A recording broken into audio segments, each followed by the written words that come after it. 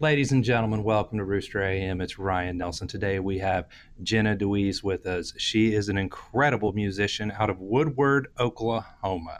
The one and only. That's right. About a population of what, 13,000 people? That's my guess. Well, I love it because, it's a small world we live in because my grandparents that I talk about a lot and that I sing about are from Kansas. But on my other side of the family, they are from Woodward.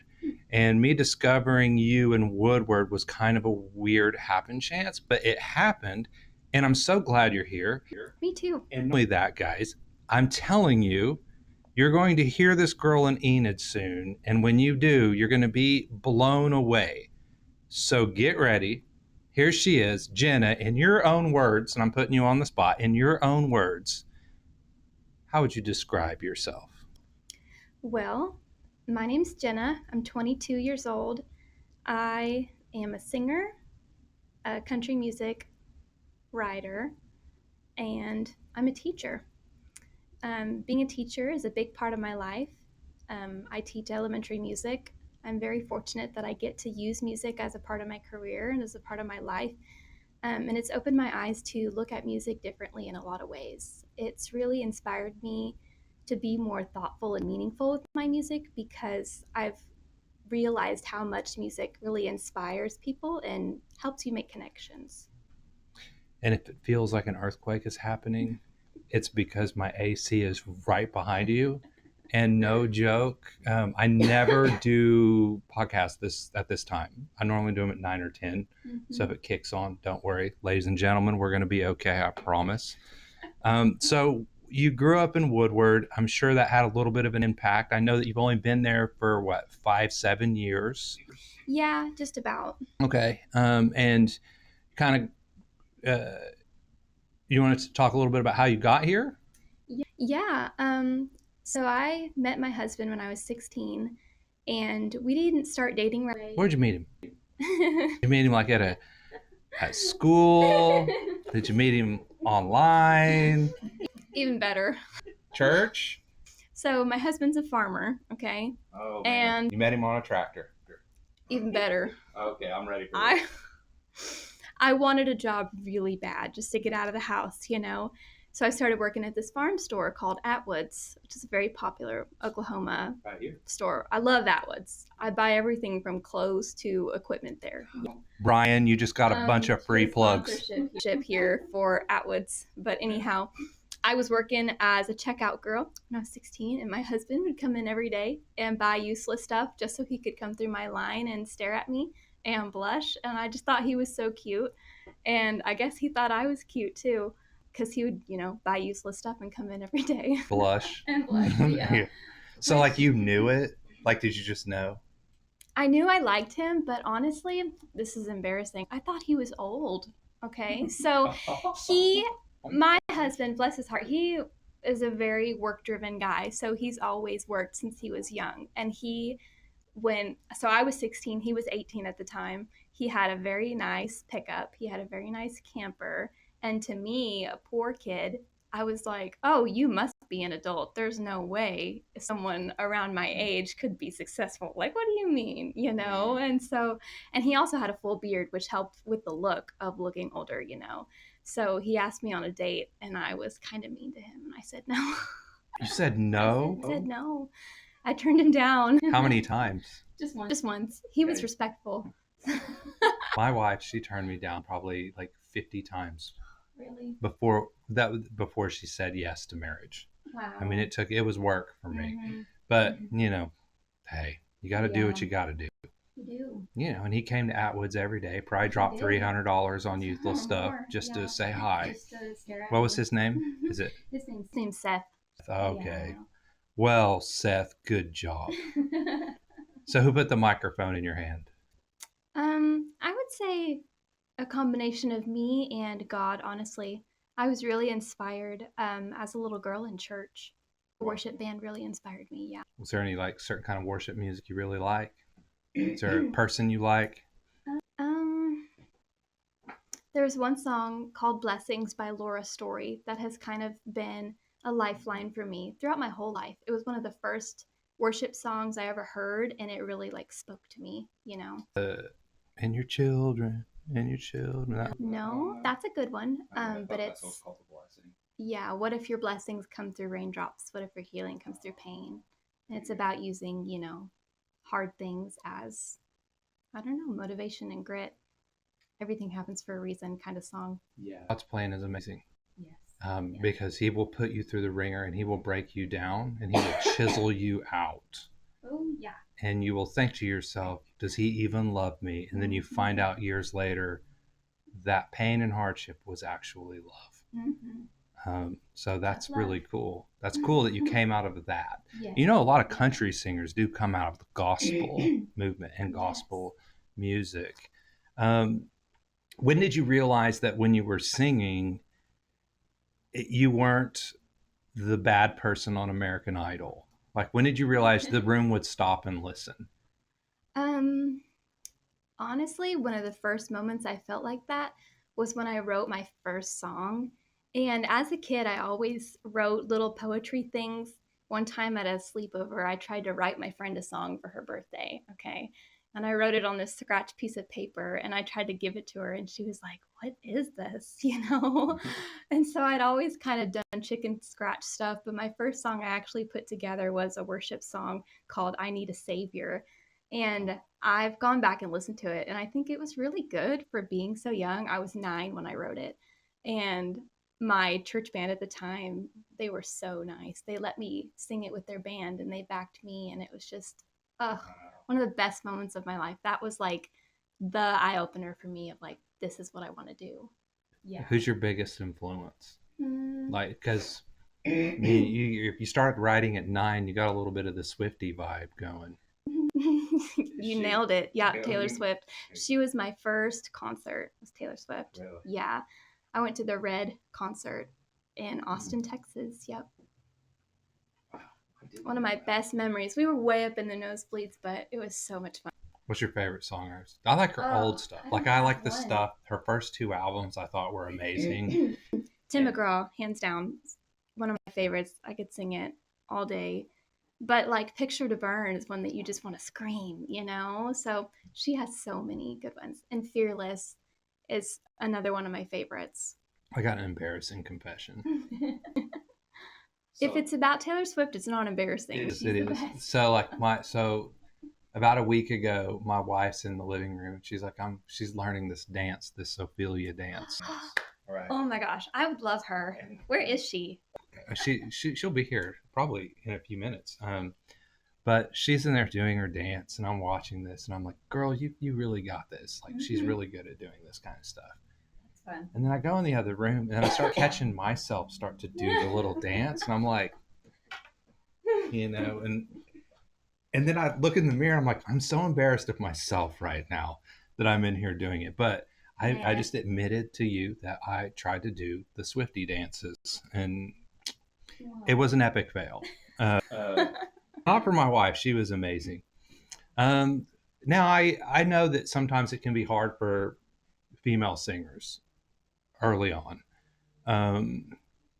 Multiple reasons. What do you think the most misunderstood part about who you are, certainly in the Oklahoma scene? I feel like, which it's hard to talk about out loud because you're like, well, nobody said it to my face. So is it true? You know, but sometimes there's just ways people make you feel when you step into a room, or like when you have a crowd and they're not interacting with you, you know. I have taken away from that like young and not that smart. That's what I think people might think about me sometimes. You're a teacher. But people don't know that, you know, when I'm in a bar or when I'm in a restaurant. Like, yes, I talk about myself, but if they're not listening, you know what I mean? They're just there to judge me sometimes. So I do my best to prove them wrong, and I will. My name is Lady J, ladies and gentlemen, and I'm a teacher during the week. So if you look up here and you don't think I'm smart, no, I'm just kidding.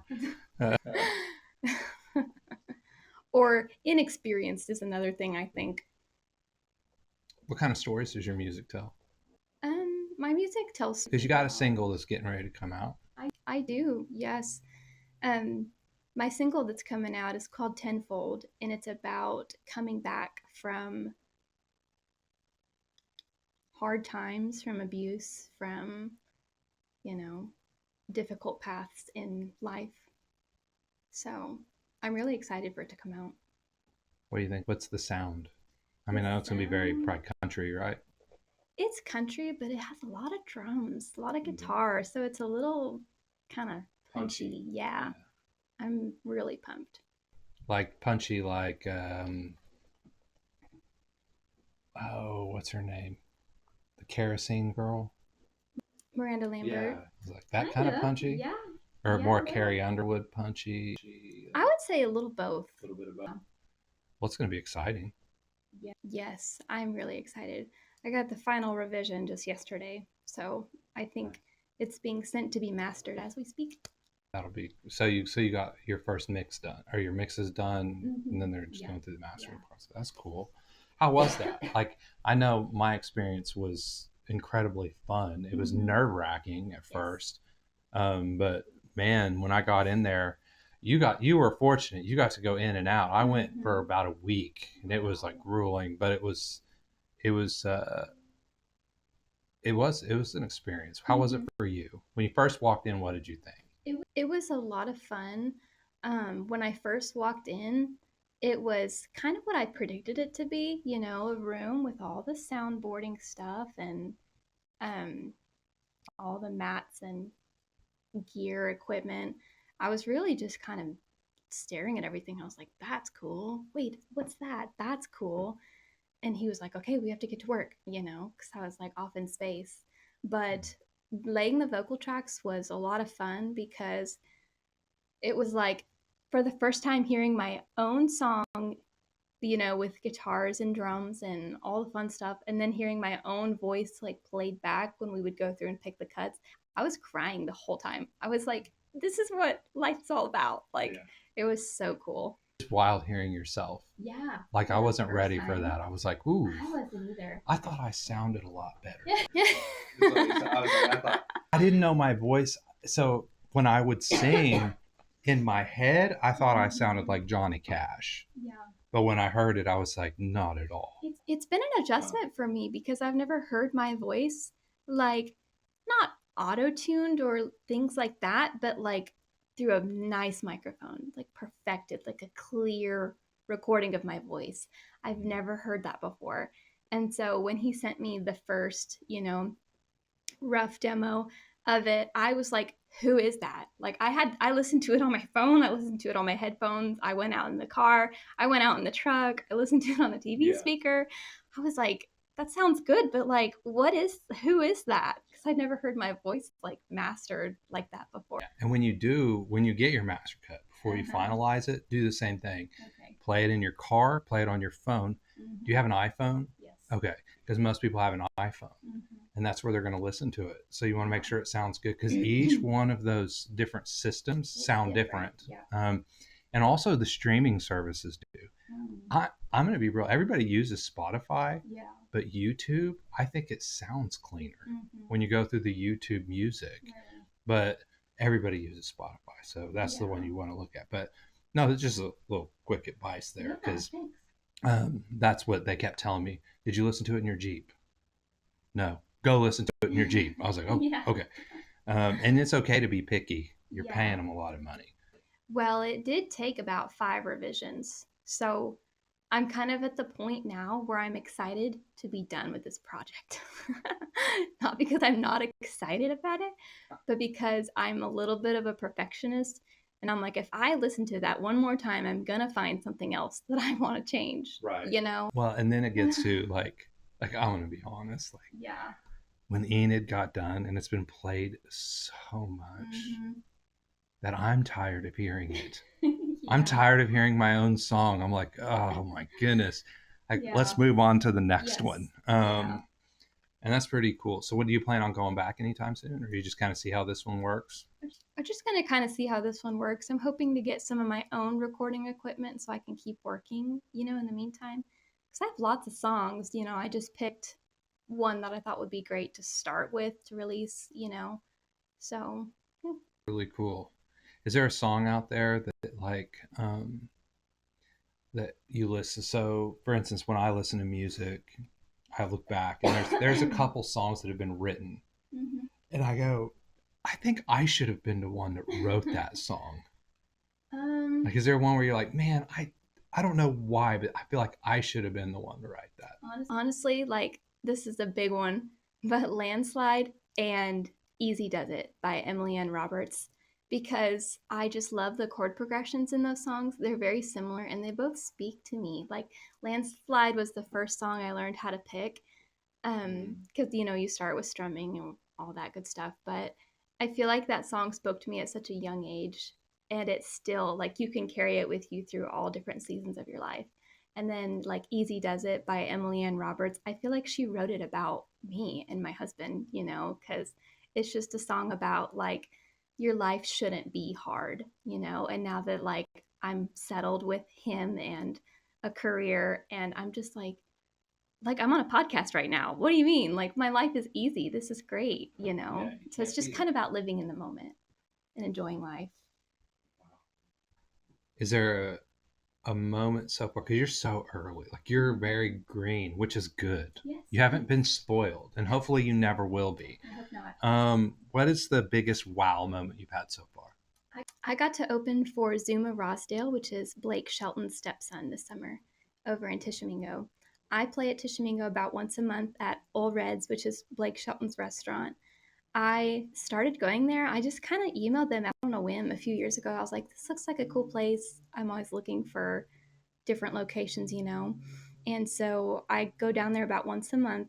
They're amazing people. The folks that come into the restaurant are always there to listen to music too, which is great because you're actually singing to people who want to be there, which is hard to find sometimes. But over the summer, I usually stay the weekend and do 2 days just since it's so far. But I was singing in the restaurant the night before for 4 hours, and then Saturday I did a 4 hour set. And Saturday morning, they were like, hey, can you stay and open for Zuma tonight? So I literally played my guitar and sang for probably 8 hours that day. And it was the hardest thing I've ever done. But I mean, give me a Red Bull and there's nothing I can't do. Yeah. It I was even so think I fun know though. 8 hours worth of songs. Well, I guess I mean I could cheat, but like like My fingers were literally purple and blue. Like I couldn't, and I play my guitar during school, every day with my kids. And I had to take about a week off from guitar, which sounds crazy because you build up your calluses, but my hands were just so tired. I was like, I need a break.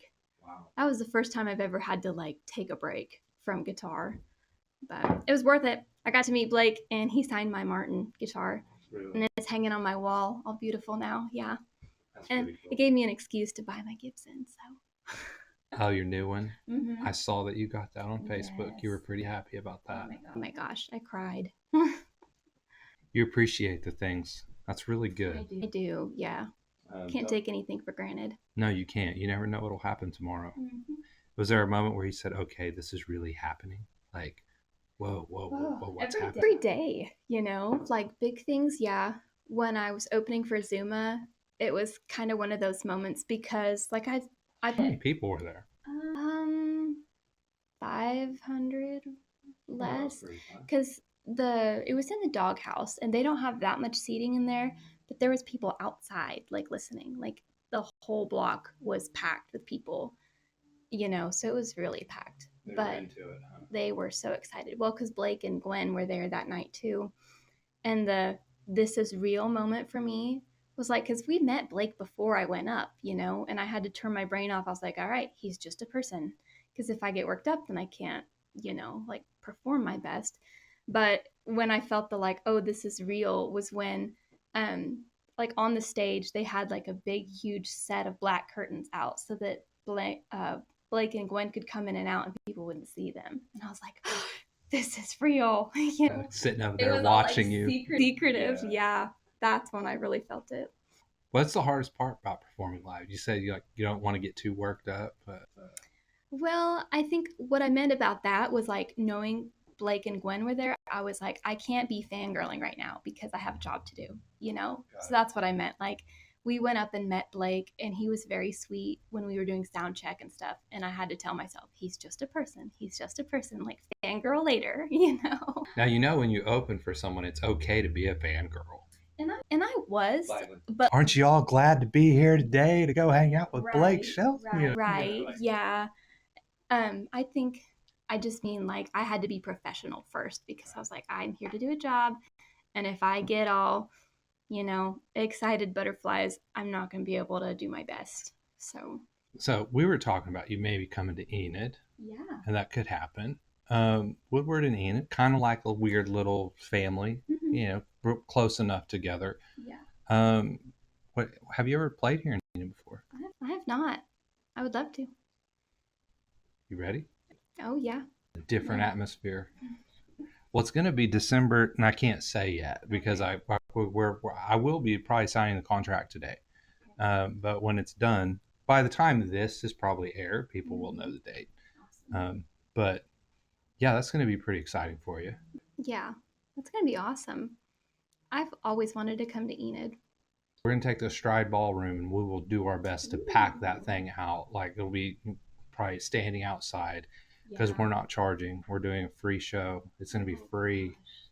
Yeah, so be there or be square. Seriously, like, it's going to be amazing with the lineup we have. And I do have, and I can't say right now, but they'll know by the time this airs, that I have someone who is very, very close to coming who would have never played Enid. If it weren't for me. If it weren't for Jenna, this person would not have come.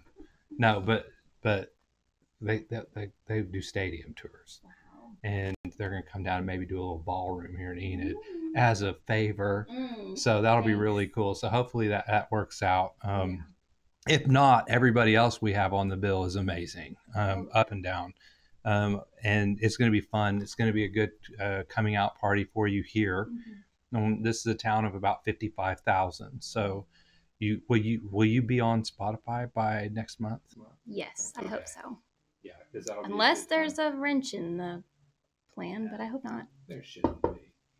You're not ever going to make money on Spotify. You don't make money streaming at all. But it is kind of like your online concert. Yeah. And when people go there, you'll start to see, oh, this is how many people are listening to me every month, where they're listening. Right. And that gives you an idea of know your audience. Where do I want to go? Yeah. And so it'll be really good for you. And I think you'll be able to build something here. The people of Enid there's two types of people.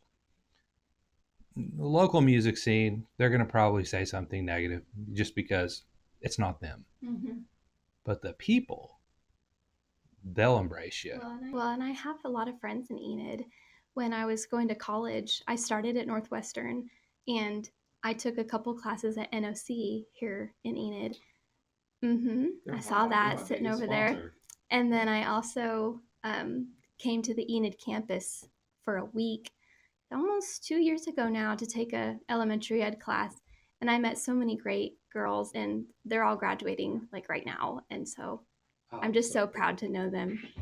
Well, the Enid people are great. Like, the people are amazing.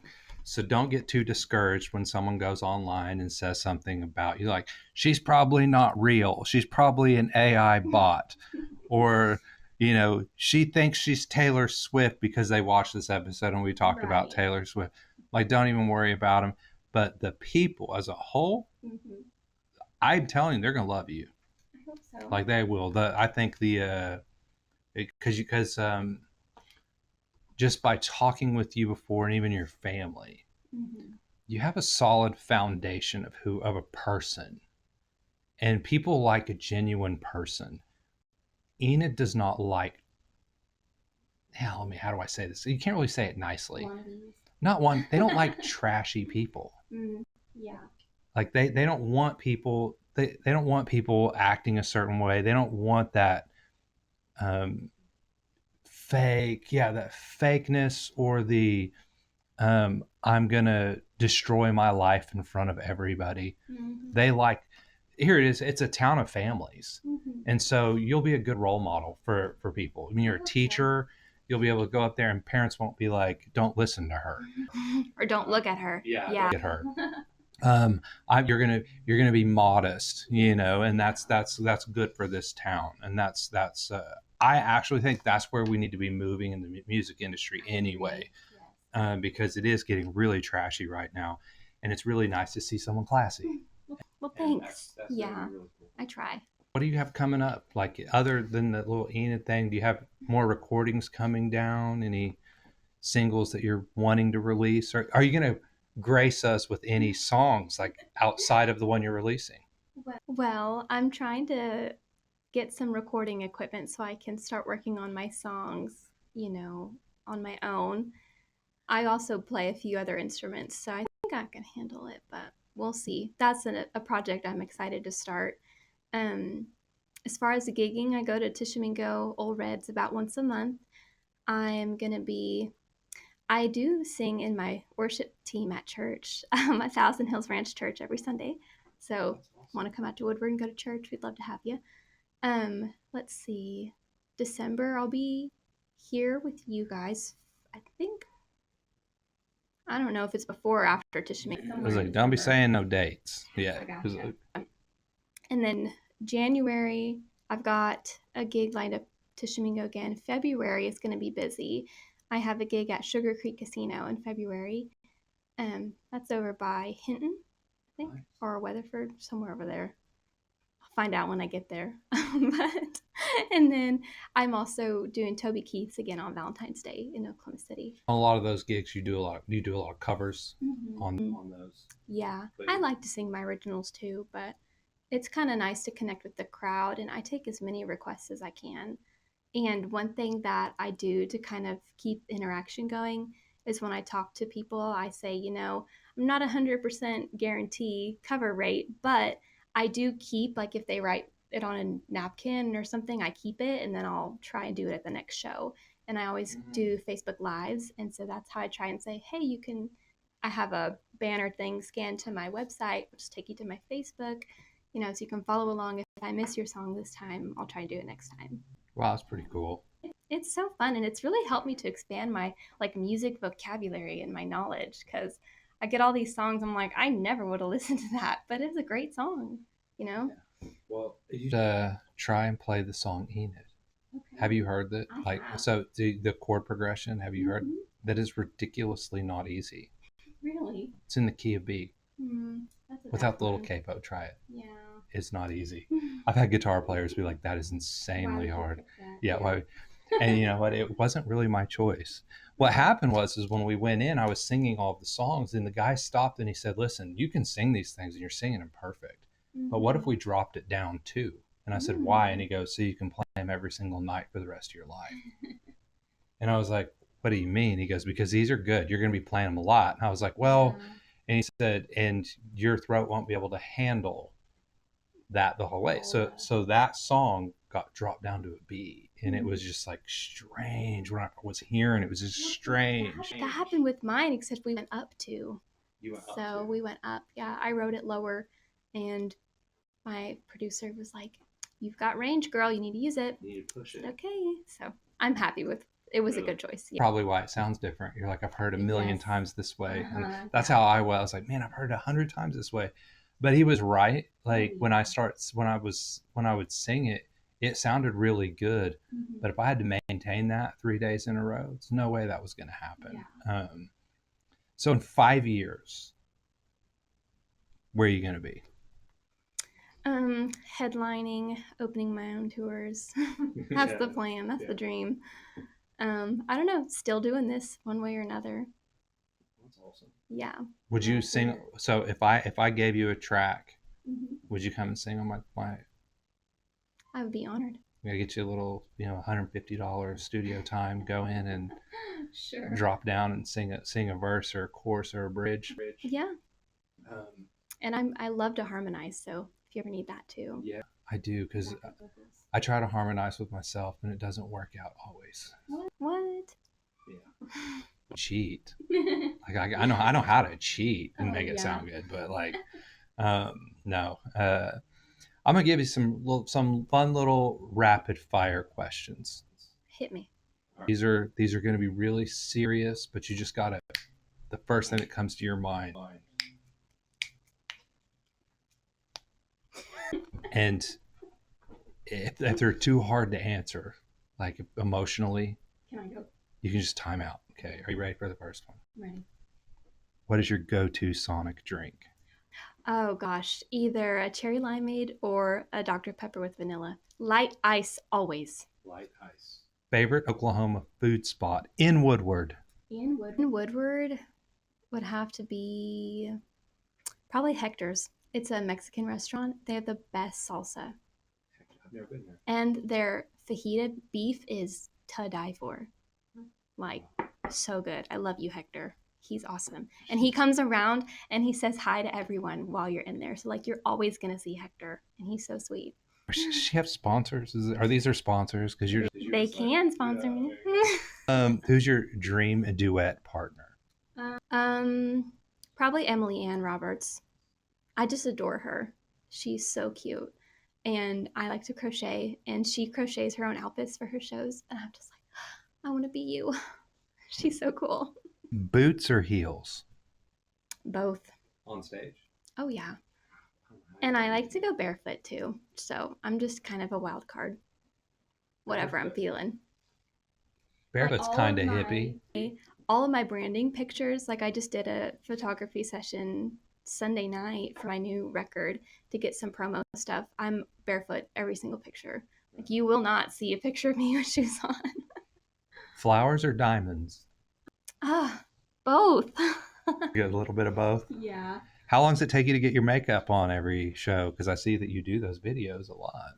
30 minutes. 30 minutes? I timed it, yeah. And I can do faster because I've learned these wonderful eyelashes. You can get them pre-glued. So all you have to do is go around. Oh, so those aren't real? No. I'm just kidding. I was just totally joking. I saw your video and I was like, man, she goes. Well, when you're that far away and your eyelashes are blonde like me, you gotta, give them something. Do what you gotta do. I mean, that's me. I'm like, don't ever get a profile straight up. My ears stick out. Always go to the side. Okay, go to the side with it. Bless your heart. I have makeup. I can't make up these. I just have to turn my head. You could grow your hair out. What are you saying? Get a mullet going on. Saying they are that bad that I need to grow my hair out. You are concerned about it. Oh, goodness, man. She's harsh. She just tells it how it. No, I'm kidding. I'm joking. I actually have thought about growing hair, but I'm getting too old for that. Because I have. Yeah, but I'm having these gray hairs come in, and I'm like, you can't have a long gray hair. You could. Yeah. Diet. How would they know? Yeah. My wife won't like it, I don't think. So on your phone, like if you opened it up and you went to Spotify, what is your most played song? Probably Casey Musgraves. Let's see. Can I open it? Yeah. All right. And I'm an Apple Music girly, so sorry. Apple Music. No, you're not letting me go down at all. Let's see. Actually, Apple's growing strong. Really. Right now, I've been on Deeper Well by Casey Musgraves, and I color code my playlists based on how they make me feel. Oh my goodness. This is only like Casey Musgraves, like earthy, acoustic stuff. And I've been listening to this on repeat because when my brain is stressed out from being a teacher, I don't necessarily want to jam out all the time, but I still want to listen to music. So she's stressed out because she just loves your kids so much that she can't sleep at night. I gave one of my kids my shirt the other day. It was an extra shirt, but I put so much work into getting these nice, beautiful choir shirts made, okay? I have an honor choir, and it's 12 kiddos this year. And I was like, okay, guys, you need to wear your honor choir shirts this Friday because they were singing the national anthem at an assembly. And one of my kids shows up, Mrs. Deweese, I don't know where my shirt is. And I'm like, I just gave it to you on Monday. It's only been 3 days. Wait, what grade is it? Fourth grade. Yeah, I know, but if you don't hold him accountable now, so I gave him mine, and it says director on the back. So I was like, you have to wash that and bring it back. So what's a hidden talent people don't know? Oh, gosh. I remember music from movies. Like, I'd love to do that. Or, like, me and my sister-in-law were somewhere, and there was this weird music playing, and we were both like, "This is so weird. What is this from?" And I was like, "Oh, it's from um, the Neverending Story. You know, when Atreyu was trying to get the horse out of the mud." And she was like, "What?" She's like, "How do you know that?" I was like, "I don't know." There was a game online that I played that was like that. It was like they would play a little bit of a song from a movie, Yep. and you had to identify the movie. Yeah. I did all right. I got like 70%, That's awesome. but some of them I was like, man, My Fair Lady. I don't know. Right. It's really old. Sound of Music, because I can, you know. There's like this young girl out there, probably about 22 years old, right? Mhm. She's chasing the dream. What would you tell that girl? I would tell her to not stop because you only get one shot. Might as well do your best. What about the 9-year-old girl? The 9-year-old girl, I would tell her that it does get better and that someday you will see, you know, the good side of life. I would tell her to not give up. Wow, that's very sweet. I'm going to write a book someday. And then people will really get to know me. Where can people follow you? They can follow me on Facebook, is where I'm the most active. Instagram, TikTok. Don't go look at me on YouTube because when I was a kid, I made like 10 YouTube accounts. Do you know now you're going to get thousands of people looking at it, right? This will pull probably 4,000 views, just saying. And they're all going to go to YouTube now because you said not to. If you go to YouTube and you look for me and you see 10 accounts, okay, I'm sorry. But go to the one where it's like a nice, pretty picture of me. That's the one. That's the most recent. No, I'm just kidding. But honestly, if they don't know my maiden name, they won't find them. So What was your maiden name? I'm not telling you. Oh, okay. I thought I would get her. Like I thought she'd be easy. So, well, you can. You brought your guitar, right? Mm-hmm, I did. Do you mind playing a single? Yeah, I would love to. Will you play your new one? No. No, you're gonna wait until it goes out. Okay. Once I get it copyrighted, I would love to. You haven't done that yet. You're supposed. You should do that before you go to the studio. Just saying. All right, but it's okay. Okay. Okay, give us something. Play us something. Have a little fun. Okay. That's a beautiful guitar. Thank you. This is the vibe. Can you see why I cried? So beautiful. And I might have, don't tell my husband, taken it out in the rain the other day. It was a sprinkle. For the picture.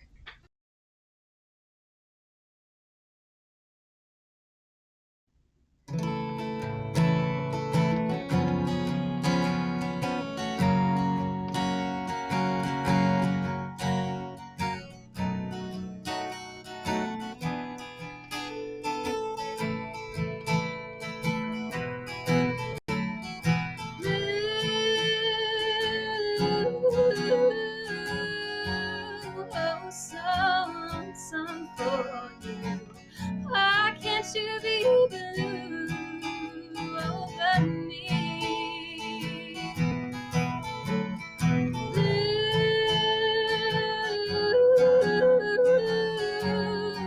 Some for you. Tears fill my eyes till I can't see. 3:00 in the morning, here am I, sitting here so lonely, so lonesome I could cry.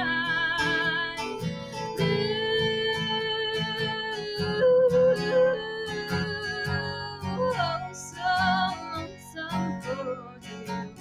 Why can't you be blue over me?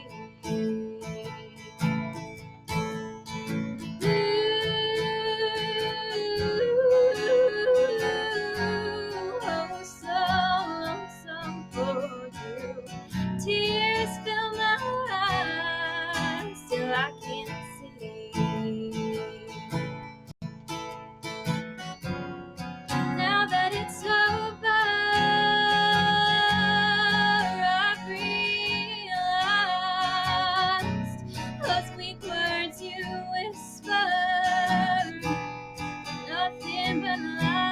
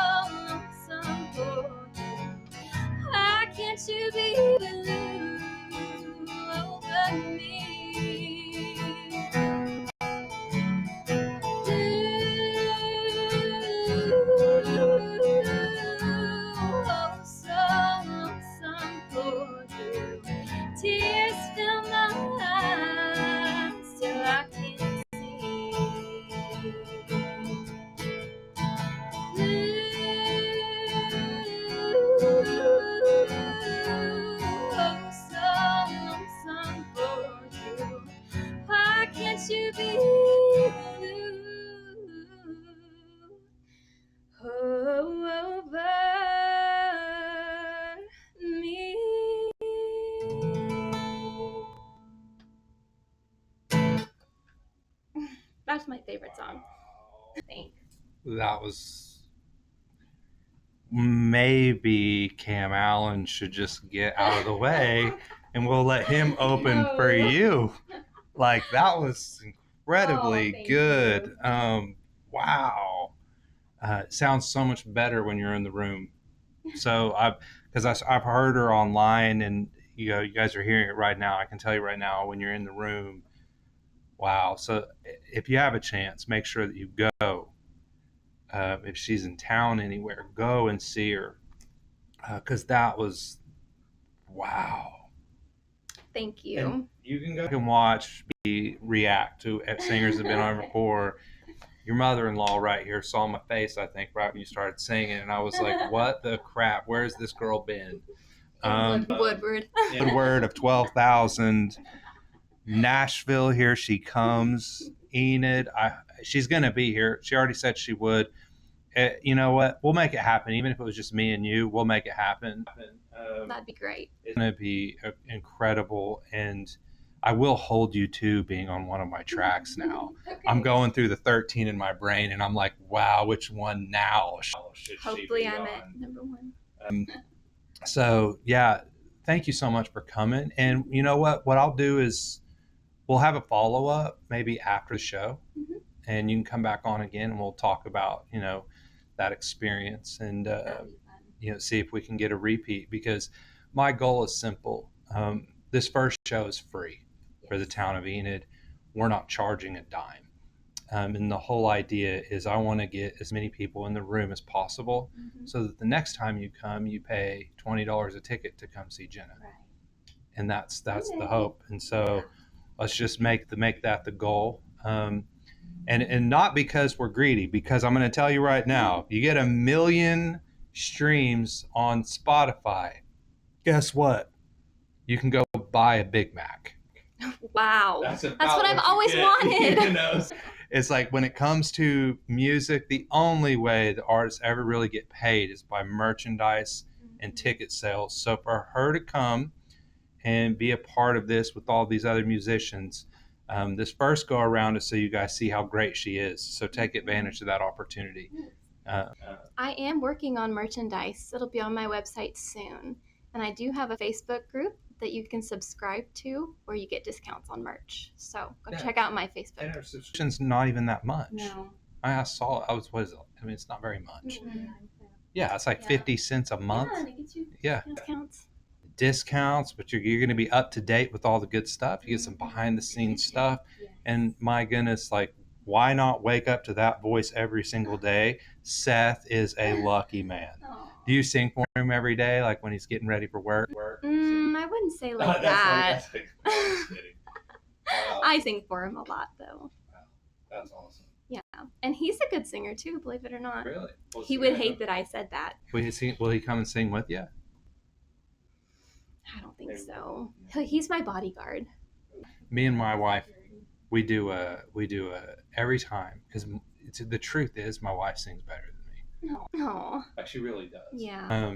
She's a better musician. She plays the baby grand. She does everything. All I do that's really halfway worth anything is that I can write pretty decent lyrics and I can put on a show. Yeah. But outside of that, she's the real talent behind almost everything. Yeah. So every show I do, she'll come up. That sounds like you're lucky to have her. Oh, I am. And we'll sit there, we'll sing The Shallow.